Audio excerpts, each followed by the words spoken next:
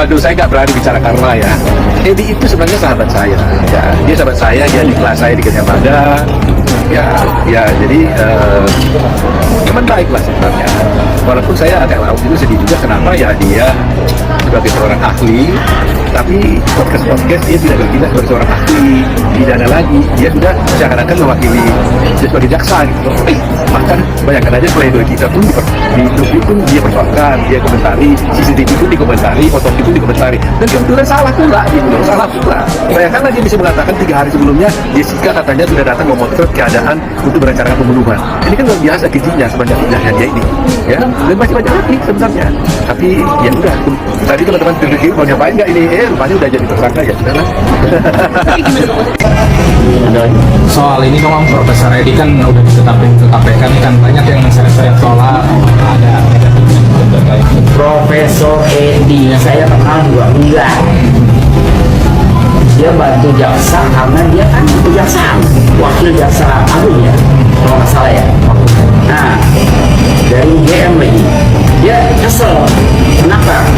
Mungkin melihat ini kasus kok berlarut gitu loh, padahal sudah 7 tahun yang lalu dibawa-bawa lagi gitu. Jadi, ya itu tulisannya Pak Edi Edward ya, saya nggak kenal dia. Saya terima kasih dia, karena dia sudah banyak bantu kan ya. Ada yang kebakaran jenggot tuh si bapaknya Mirna. Sekarang sudah mulai bersuara guys. Namun suaranya sudah agak pelan dibandingkan yang kemarin-kemarin menggebu-gebu. Ada ketakutan kah setelah ada pertemuan semua para lawyer yang mendukung? Aduh, ayo.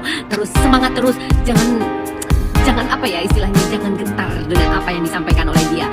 Kebenaran itu pasti akan terungkap. Pasti. Aduh, ampun. Bapaknya Mirna kemarin kan berkuar-kuarnya sampai kenceng banget loh ya. Sekarang malah enggak. Nah, ini secara psikologis nih guys. Biasanya kalau orang sudah mulai menurun nih energinya, itu sudah mulai ketar-ketir. Itu sudah mulai ada rasa insecure dalam permasalahan ini. Karena apa? Mungkin salah satunya sudah ada yang ketangkep ya, yang mengenai suap itu guys. Tahu dong kalian, siapa coba? Nah, jadi terus pantau, dan mungkin akan ada jaksa, ada kepolisian, ada para penegak hukum, hakim pula barangkali. Atau terus ya, satu persatu akan terungkap, dan itu yang akan saya giring ke arah sana. Ingin bukti? Tanggal 2 ya, kamera 2 berarti. Nah, di sini dia rekayasa juga. Nah, di sini di metadatanya itu hanya SD standard definition 960 576. Jadi kamera 2 juga sudah dia rekayasa, dia perkecil itu frame itu dengan downscaling. Kan dia apanya ketika ditanyakan kan sistem aplikasi dan jenis kamera CCTV yang terpasang pada HP lu dia kan FHD bukan SD 1920 dan 10. Berarti tanggal 2 juga dia rekayasa. Dari yang 90 masih di downgrade juga oleh dia. Enggak, ini udah kamera 2. Tapi kamera 17. Ya kamera 2 kan 960 itu 570. Enggak. Jadi harusnya kan semua kamera yang ada di KPU Lupier itu adalah 19, 20, 80. Oke. Tetapi di metadatanya yang ada pada Muhammad Nur Al-Asari menjadi 960, 576 gitu. Jadi SD. Oke. Jadi kamera 2 juga dia rekayasa. Oke. Kejadian pada kamera 2 Dan harus diingatkan juga nih ke pendengar Bravo. Di rekayasanya kualitas video ini bukan di-upgrade menjadi ke atas, tapi di-downgrade ke bawah. resolusi jauh Nah, dari seperempatnya resolusinya. maksud kita rekayasa itu rekayasa negatif ya. Resolusinya diturunkan sehingga tinggal seperempat. dengan tujuan apa ya? Menciptakan objek-objek kabur. Tadi kita tunjukkan ke objek kabur, artefaknya, tapi objek itu menjadi kasar sehingga menjadi pergerakan menjadi kasar. Itu untuk pergerakan nanti menyebabkan ilusi optik ya, yang akan memengaruhi keputusan hakim nanti. Saya sampai mengatakan pada mereka, saya nggak suka menantang-nantang berdebat. Saya nggak tipe saya begitu. Saya hanya bilang kepada siapapun, termasuk penegak hukum manapun, kalau apa yang saya ucapkan ini tidak benar, datang pada saya, atau saya pun datang kepada kalian. Saya akan jelaskan semua bukti-buktinya.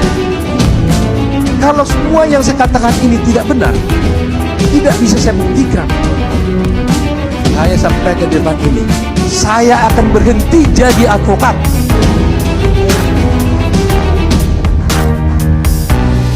Saya akan berhenti jadi advokat kalau saya tidak bisa jelasin dan buktikan ini. dengarlah. Saya bukan mengatakan menghebatan dia. Saya mau menyampaikan berdiskusi pada para penegak hukum. Lihatlah bukti ini dengan baik dan benar. Lihat, itu aja yang saya minta. Lihat ini bukti ini. Lihat adanya potensi. Kalau saya tidak bilang, Pak Rimon, lihat ini dugaan rekayasa ini. Pengacara Jessica Kumala Wongso, Otto Hasibuan, bakal mengajukan peninjauan kembali terkait kasus kematian Wayan Mirna Salihin. Otto mengaku bakal melaporkan seorang hakim ke Komisi Yudisial sebelum pengajuan PK tersebut. Otto sendiri tak bisa menyebutkan di depan media siapa nama hakim yang berbuat nakal tersebut dan dilaporkan pada hari Senin 13 November kemarin. Namun, mungkin setelah dilaporkannya hakim ke KY, Otto Hasibuan bakal membongkar siapa hakim yang berbuat curang dan adanya dugaan pelanggaran kode etik pada kasus kopi sianida ini. Kami menemukan beberapa praktik-praktik pelanggaran kode etik hakim. Rencananya kapan itu? Hari Senin kita akan laporkan ke Komisi Yudisial. Jadi kita bukan diam, kita action on the track pada hukum, kata Otto Hasibuan. Otto Hasibuan juga akan melaporkan oknum yang diduga menghilangkan barang bukti dan merekayasa CCTV saat peristiwa kematian Mirna. Kemudian, ada juga oknum yang akan dilaporkan terkait dugaan menghalangi dilakukannya autopsi pada jenazah Mirna. Kemudian Otto mengatakan, rangkaian pelaporan itu akan dilakukan lebih dulu sebelum pengajuan PK. Dia mengaku akan memilih waktu yang tepat untuk mengajukan PK tersebut. Itulah rangkaian-rangkaian upaya hukum yang akan kami lakukan. Setelah itu kami akan memilih waktu yang tepat kapan kami akan mengajukan PK. Apakah di tengah-tengahnya, apakah di akhirnya, ucapnya. Selain itu, Otto meminta aparat penegak hukum memproses setiap laporan yang nanti akan dilayangkannya. Dia mengaku tak punya niat mempermalukan institusi penegak hukum dengan rencana pelaporan dan pengajuan PK tersebut. Tetapi dengan ini, kami tidak ingin mempermalukan institusi penegak hukum, tetapi saya justru sebaliknya minta institusi penegak hukum, kepolisian, kejaksaan dan siapapun jangan gara-gara ada oknum, umpamanya nanti kalau terbukti ada yang berbuat itu, jangan institusi melindungi, tapi harus justru membereskan ini, supaya nama institusi jadi bersih, kata Otto Hasibuan. Jadi kalau nanti kami melakukan upaya pelaporan-pelaporan, saya bermohon kepada Polri dan penegak hukum lain agar betul-betul membuka kasus ini dengan sebenar-benarnya. Kalau memang laporan kami tidak benar silakan dihentikan. Tapi kalau laporan kami ini benar, tolong ini diproses secara transparan, terbuka, karena ini sudah menjadi konsumsi publik bukan hanya Indonesia tapi luar negeri, lanjutnya. Otto berharap rencana pengajuan PK untuk kasus Jessica Wongso tak dihalang-halangi. Dia mengklaim sekitar 3.000 advokat telah bersedia membantu Jessica dalam kasus tersebut secara sukarela atau pro bono. Jadi kita ingin berupaya untuk menyadarkan semua aparat-aparat penegak hukum, meskipun ini sudah inkrah kalau kita temukan ada ketidakadilan dan ketidakbenaran bahwa Jessica bukan pembunuhnya, maka harus dicari jalannya. Tentunya dari kami tentunya melakukan PK. Jadi harapan kita jangan sampai nanti hak PK kita dihalang-halangi atau tidak berjalan, ujarnya.